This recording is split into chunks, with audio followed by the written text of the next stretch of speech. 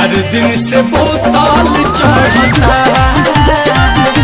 4 दिन से पानी चढ़ता हमारा यारा के, 4 दिन से बोतल चढ़ता।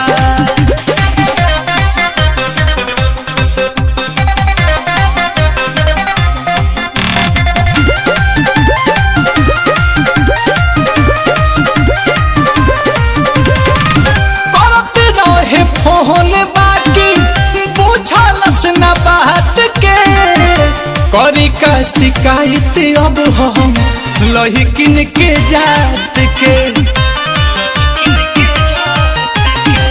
करत रहे फोन बाकी बुझलस न बात के, करी का शिकायत अब हम लहिकिन के जात के।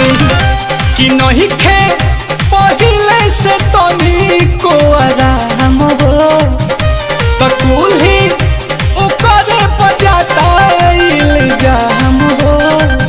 4 दिन से बोतल चढ़ता, 4 दिन से पानी चढ़ता हमारा यारा के, 4 दिन से बोतल चढ़ता।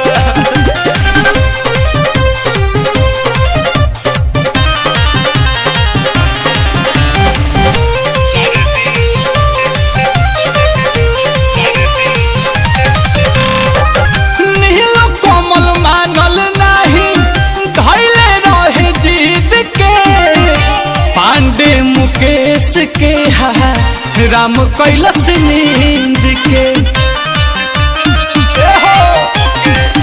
नील कोमल मानल नहीं धैले रहे जीत के। पांडे मुकेश के राम कैलस नींद के, तना हम करे रटता अस्पताल में। कि हम पड़ल